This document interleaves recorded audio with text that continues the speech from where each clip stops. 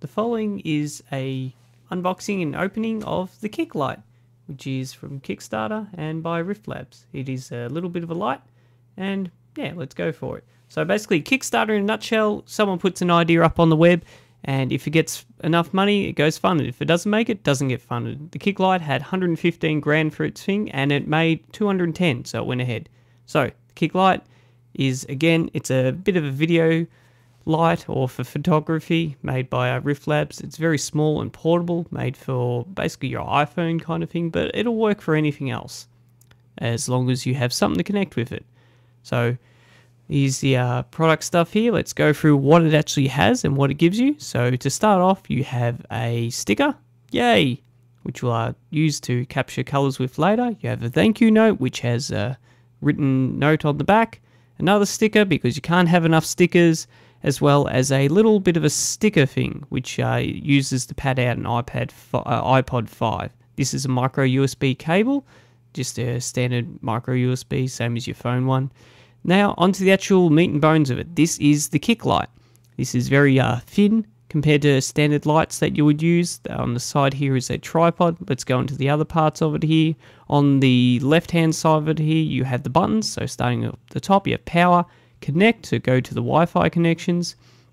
You also have the charge LED, which goes there, and the micro USB, which is to charge the device up and to send firmware across with it.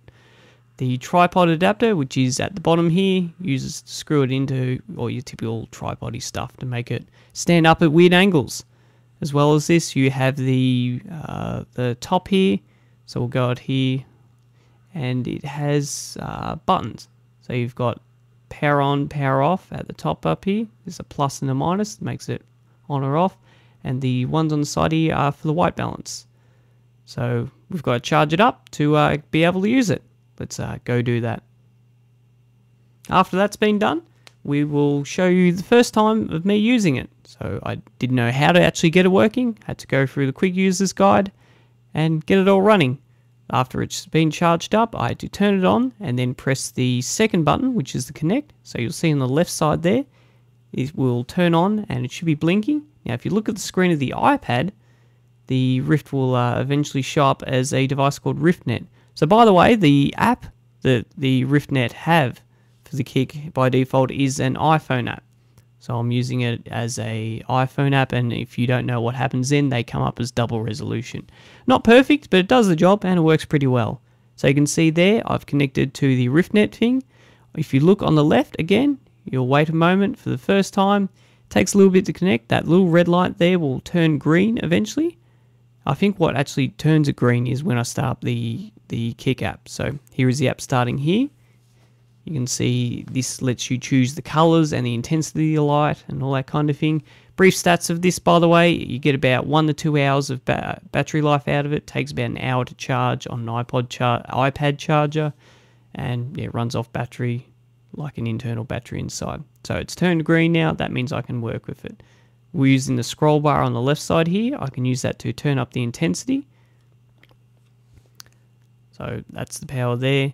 Now, for most of the demonstrations, I'll be actually turning the brightness down fairly low so you can actually see what color is happening. If it's up to the brightest one, everything looks white on the camera. So it's a bit tricky to work this one-handed, but let's go with it. The button there, which I don't know how to use, is actually to switch to different kicks if you had them connected. Going to the other features on here, on the right side, we have a scroll-out window to choose presets such as colors. And what I did wrong here is that I'm choosing colors, but I don't have the light on any brightness, so I don't see what I'm doing. A very silly mistake, but you learn that, and it's the fun of getting a gadget for the first time around. So turning that up, you'll see me be able to actually change the colors now. So there's a reddish color, it looks a bit pinkish on the camera. However, it definitely looks very red. The lights, I think from memory, I can't remember if it's 16 or 32 very bright LED lights. I'll show you a photo later on of it compared to a normal LED lighting rig. So I have an eye picker here. You can pick a photo that I've taken earlier and scroll it across it to pick the color that you want to show from the Kick. So this works as on video as well, live video and live photos. So I'm scrolling across to a blue color here. The sticker, I don't know if it's intentional, but it comes off across very well to choose colors as a sample. So I'm scrolling across here. I think I'll go to the red one in a moment. Yep, there we go. So you can see it's very responsive, very quick and effective to use. And as soon as I let go, that color then stays there until I change again. This shows me using an animation. So I've clicked on the animation at the bottom middle. And then when I scroll across, that gets saved as like a little linear, looks like a little gradient. This here is me using the buttons on the kick light to power it up manually without using a computer or an iPad to power it up, just to give you an idea of the lighting range and how it looks. So it's very stepped when I'm turning it up and down, but that's intentional, I think. And it doesn't look like that if you were to do it via the software. So it's very bright, very effective. The fall off is fairly small, so you'd want to put it a bit further away than you normally would. Some pictures about how the actual thing looks and all that kind of thing. It looks pretty good. It's very small and portable. Very recommended to chuck into a camera rig. If you're taking still photography, you want to put like a fill light or something like that inside there. Works well. One small note I had is that because this came from the United States to Australia, there was a small bug where the battery drained out and I actually had to press the reset button in there. So I'll shortly show you the button to do that. Recommended, good cheap price, good little light, simple to operate, and I'd love to see what kind of things people do with the Wi-Fi. So the buttons here, the power button and the minus button there, tap them when you turn it on to do the put into mode to chuck the firmware on. Recommended device, give it a look. That's about it.